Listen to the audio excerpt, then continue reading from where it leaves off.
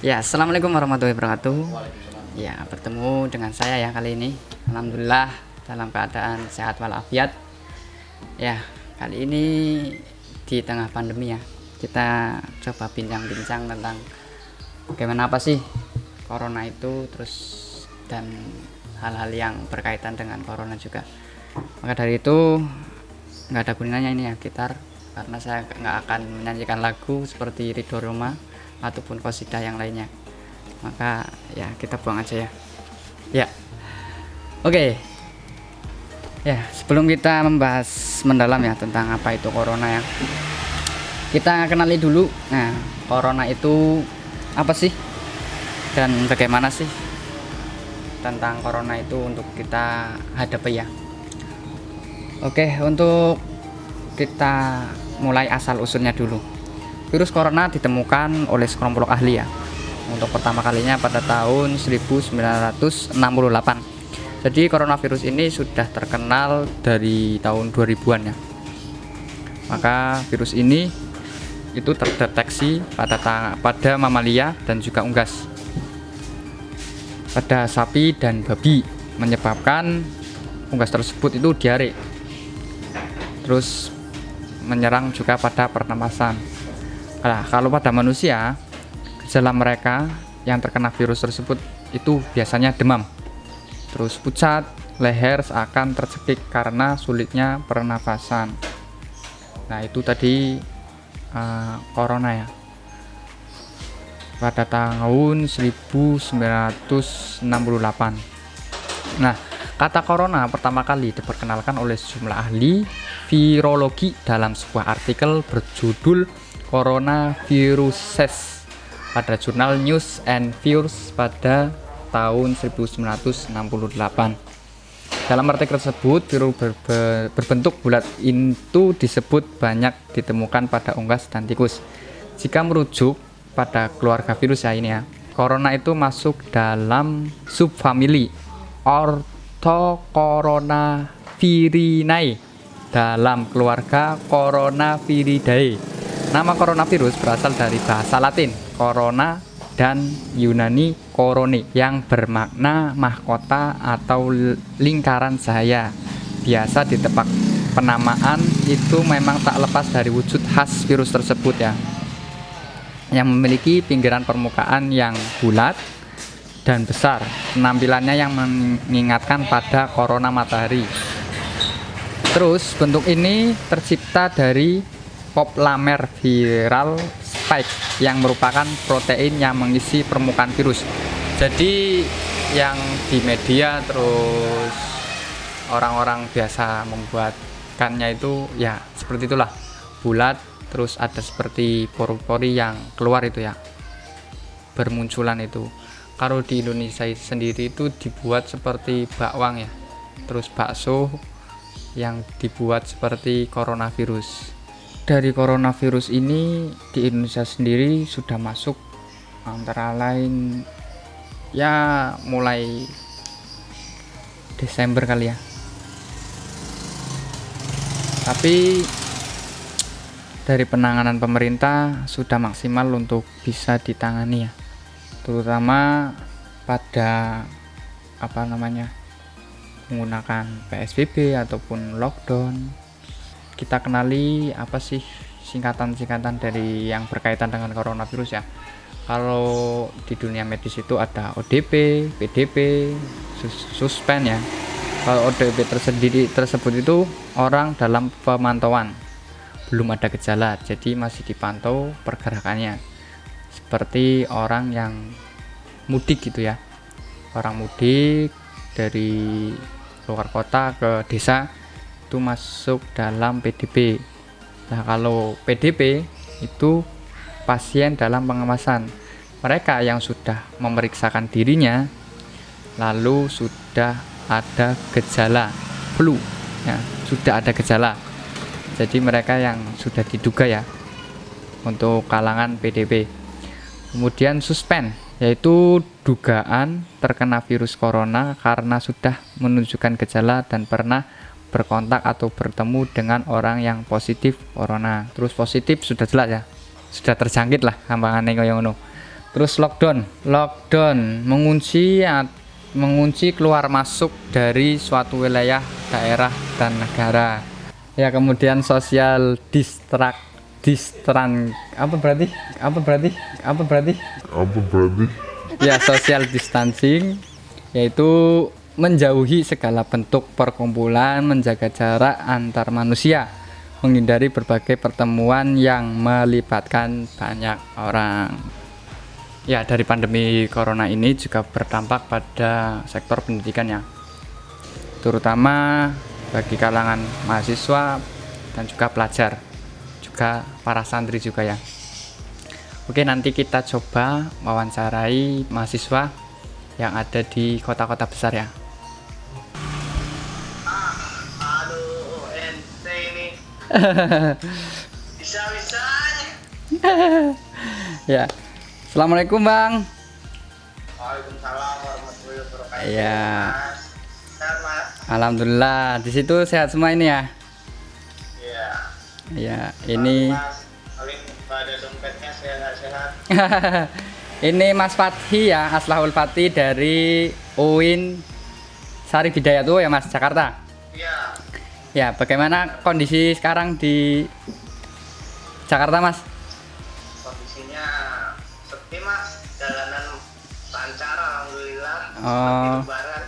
Tapi masih banyak aktivitas yang masih ada yang keluar rumah. Tapi terjaga waspada, tetap pakai masker dan sarung tangan tentunya. Oke. Ya ini Mas, bagaimana kondisi kampus sekarang di tengah pandemi corona Mas? Kondisi kampus sekarang ya tutup. Tutup ya? Ada yang boleh masuk kecuali satpam kritis. Oh, ya. Tidak ada aktivitas di kampus sama sekali. Dampak yang terasa itu di Jakarta apa Mas? Salah satunya. Kenapa? Dampak yang terasa gitu. Dampak yang terasa sekali. Sepi. Ah. Rindu akan keramaian. Oh gitu ya. Karena kita selalu di kosan dulu ya kan. Cuma kan harus keluar jauh. Baca untung kalau ada yang buka. Iya. Untuk ini Mas, Apa? tanggapan jenengan tentang kuliah online gitu. Ya, kuliah online kan salah satu bentuk untuk menggantikan kuliah offline kita di kampus. Tentunya ya saya sangat mendukung itu, tapi banyak mahasiswa yang mengeluhkan bahwasannya terlalu banyak tugas dan rindu akan kuliah online ini karena ya nggak memungkinkan juga kuliah offline kan dengan kondisi COVID-19 ini. Oh iya. Kendalanya apa Mas kalau di Jakarta Mas kuliah online-nya?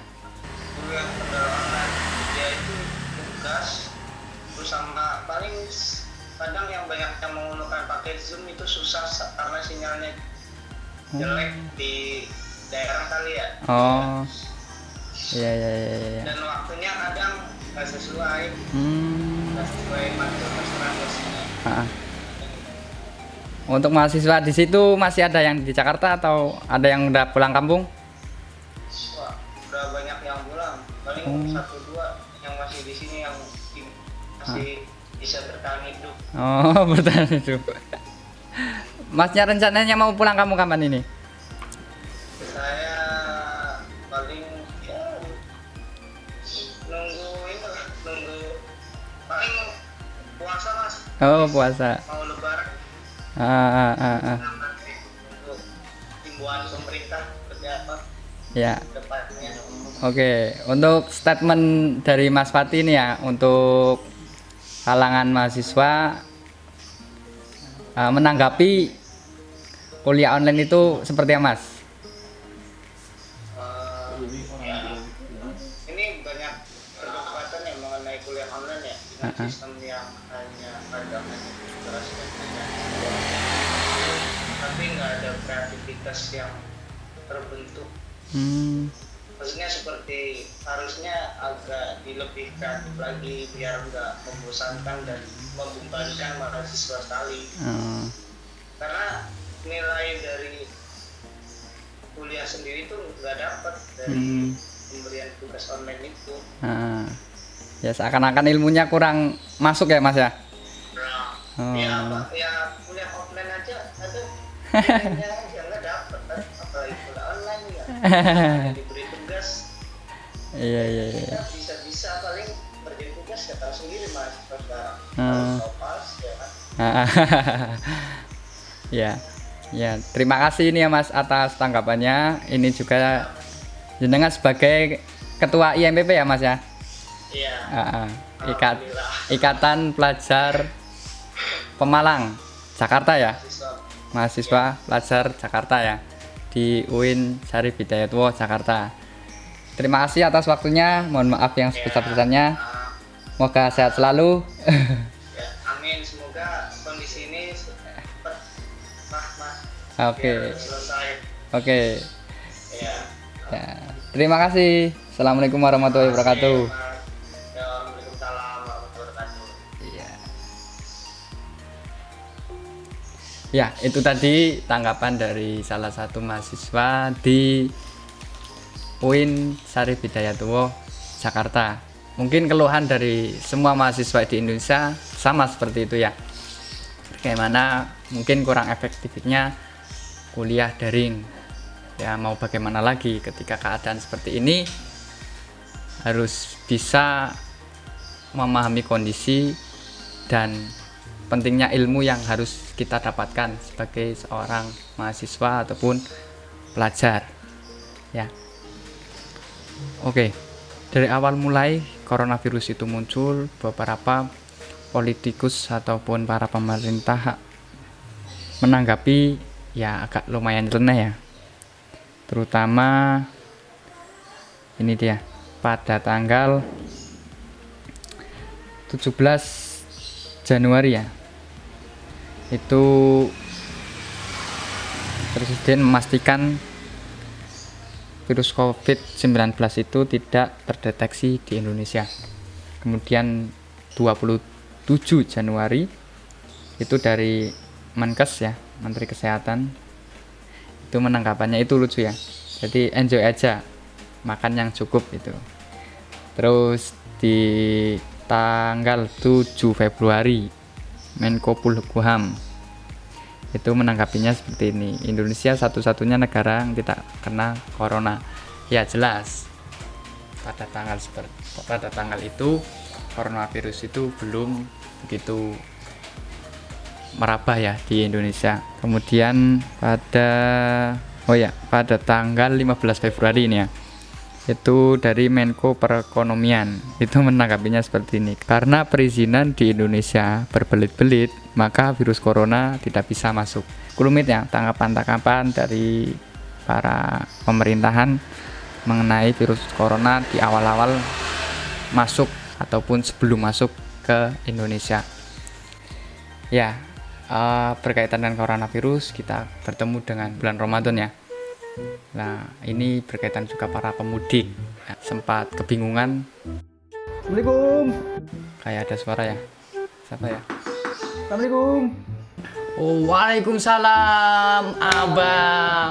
Dah, lu anak Jakarta nih sekarang. Ya mau bagaimana lagi, ya kan? Ya kos di sana. Tapi tunggu dulu.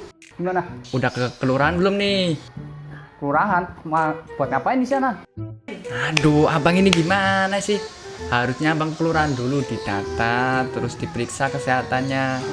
Harusnya pemudik itu nggak boleh pulang, kan Simak sudah bilang jangan pulang dulu, di sana dulu lah. Ya habis gimana lagi? Kangen sama Sima, sama keluarga, gimana nih? Ya udah, sana Abang jangan ketemu saya dulu, jangan salaman saya dulu. Ya, Ke kelurahan aja dulu. mana sih? Yaudah, assalamualaikum. Waalaikumsalam. Ya, membahas tentang wabah ini juga berkaitan dengan adanya bantuan ya dari para pemerintah ataupun donatur yang berkejibaku untuk para warga ataupun masyarakat yang terkena dampaknya, terutama para pekerja ya. Terkadang juga ada yang di PHK karena tidak ada pengalokasian distribusi untuk produknya ya. kemudian juga masyarakat yang ada di desa juga pekerjaannya sulit ya karena seperti ini. Assalamualaikum. Waalaikumsalam. Assalamualaikum. Waalaikumsalam. Monggo masuk aja. Oh, Pak RT, ada apa ini Pak RT? Iya. Ngagetin saja ini. Oh, ini mau data ini, Mas. Oh, mau data. Data apa ini Pak? Buat bantuan. Ini Bantuan? kan dari pemerintah ada bantuan. Bantuan berupa apa Pak? Kenapa? Bantuan berupa apa? Bantuan kemanusiaan. Oh, bantuan kemanusiaan. Oh, lah nanti nggak jadi jalan dong Pak dananya. Iya. Jadi mohon maaf. Jadi nanti jalan yang rencananya mau diaspal nggak jadi nih, Mas. Oh. Iya. Dulu. Oh. Oh, gitu ya Pak. Ya, masuk aja Pak. Ke dalam aja. Makasih. Ketemu sama ibu. ketemu sama Ibu. Makasih nih, Mas. Bareng. Monggo Pak. Itu tadi kedapatan juga Pak RT tadi ya datang untuk menyatet dari pemerintah desa agar bisa dialokasikan. Tapi ada sedikit juga yang dari pemerintahan daerah yang takut karena barangkali kurang adil ataupun kurang begitu merata gitu loh, karena dana yang sebegitu mungkin juga dari masyarakatnya yang banyak ditakutkan kurangnya pemerataan ataupun kurangnya keseimbangan dalam pembagian bantuan tersebut. Juga ini ada berita juga ya yang mengenai pembebasan napi ya, untuk dibebaskan dari kalangan bukan koruptor ataupun yang lain. Kalau nggak salah ini ya, itu sekitar ada berapa ribu atau berapa ratus ya untuk bisa dibebaskan. Tetapi dari kasus tersebut itu terkadang ya mereka yang sudah mendapatkan hukuman lalu dibebaskan barangkali ataupun niat mereka itu belum hilang, ditambah lagi dalam kondisi ekonomi yang seperti ini ya kan, malah mereka di rumah nggak ada kerjaan, terus nggak ada penghasilan, terus bisa membuat niat mereka itu muncul lagi untuk bisa menjalankan aksinya. Ya, semoga aja apa yang dilakukan pemerintah itu benar ya dan tepat untuk kita di masyarakat. Kiranya itu saja. Video ini dibuat hanya untuk memenuhi tugas ya. Mohon maaf apabila banyak kesalahan kata, isi dari materi itu semata-mata hanya sebagai pemenuhan tugas pada perkuliahan Prodi Teknologi Informasi. Sekiranya itu saja yang bisa saya bagikan. Mohon maaf yang besar-besarnya apabila ada tutur kata yang salah. Saya mohon maaf yang sebesar-besarnya. Wabillahi taufik wal hidayah. Assalamualaikum warahmatullahi wabarakatuh. Dadah.